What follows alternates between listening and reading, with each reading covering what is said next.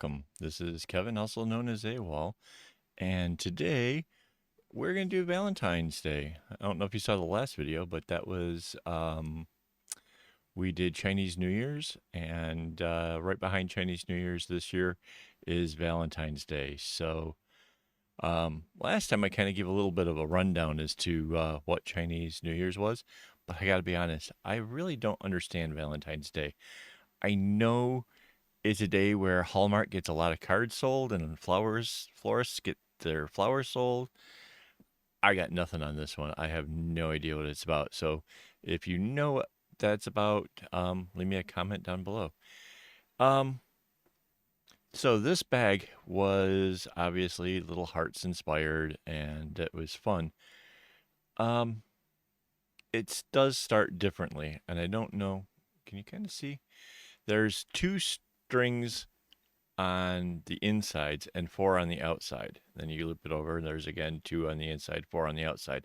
And what that does is it basically lets me start off right into the heart itself. And I don't know, I think it starts a little bit sloppy, but overall it does exactly what I want it to do and let me go right into the pattern the way I wanted to. Um, I do have this pattern. It's available on my website. And I put in a second one where I kind of give a revision as to how I finish it. But before we get to that far, let's get into this itself. This is a great pattern, probably I'd have to say intermediate. Um, it works really well. It's sort of, well, you can do segment, right? You can just occupy yourself on one little segment and then do the little spaces in between.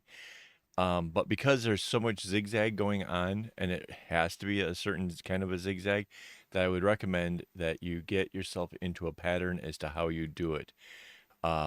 So that way, when it gives and pulls, it'll do it consistently throughout the whole bag. It'd be real easy to kind of do it one way, one round, and differently the next. And I think it has the potential of getting kind of sloppy looking. So I tried to always come around in the same exact fashion as I did it. Um, like I said, it is a pretty fast pattern though. I mean, because you can work on a segment at a time and sort of go with it, that part was relatively easy. Um, Now the pattern I have drawn out, I did four of them because as you can see, I start out with like a light with the dark on the inside, and then the next one is dark with light on the inside, and then this one is dark with light on the inside. So it kind of alternates out the whole thing. And I thought that was a fun touch. It was just something, but the pattern repeats itself, right? So with that pattern, you're basically looking at half of everything. So hopefully that will help you guys kind of get through it. Um, the colors, there's just the four basic, two pinks, two purples, and a grayscale. Um, kind of, let me pull it on my computer, the pattern.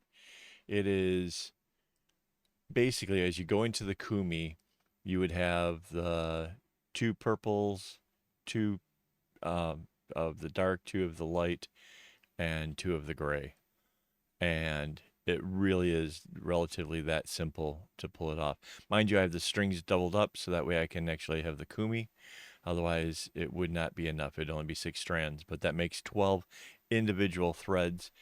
All my thread was cut to a uh, 1/3 length, and I still had plenty left over, even getting it to this. And this fits cards in it beautifully. Now, one of the things that I really liked about this was the fact that when I came to making the base, it is um, it gives it a little bit of space here. Now, I've seen a couple people out there making bags where they basically just brought it down relatively flat and then flipped it inside out and tie it off. And it'll end up really, really flat. And so if you're trying to put, like for this, I made this to be able to fit cards like your identification card and a couple of credit cards and some cash, that kind of thing. Which I guess it could have been flat for those kind of things, but I mean, it just gives a little bit more space. So if you're making one for your phone or something like that, I'm going to show you how I do it. So let me grab a dry erase marker and this. So what I'm seeing is where basically if this is one side and then this is the other side, and you have to imagine that these two ends are linked together, and then just stitch straight across. That is basically what they're doing. What I'm suggesting is, let's do this, is I noticed that in the bag that if I did this side as a diamond, and then there is an actual opposite side to do the diamond, right? So I did the two reds, the two pinks diamonds first, and then I went and did the other pink diamond, which left me with these great big huge gap and valleys, which would have made this whole thing turn out like a box. And I'm like, no, no, no, no, no, that's not what we're trying to do here.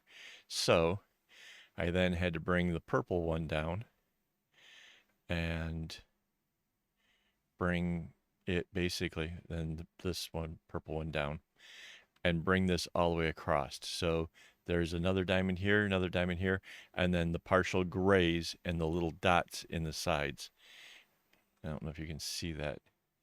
It's right, can I make that closer?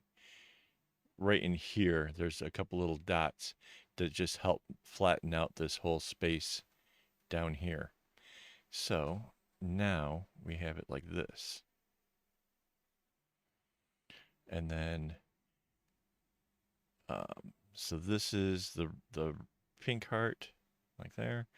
This side's the other heart. And then it comes out flat. So it's these two flats that are getting joined together. And then this, each one of these is coming across. And what that does is that gives it this kind of a base. I'm hoping I'm explaining this well enough. I really am trying. If you picture it this way, like here it's coming down, we have a triangle here. And let's see, I've got to get it into frame so you guys can see it. So there.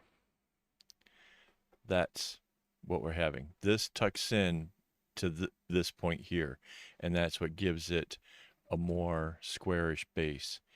If you just go flat with it, then that's all you get is flat. There's nothing to this portion to kind of fatten it out at all.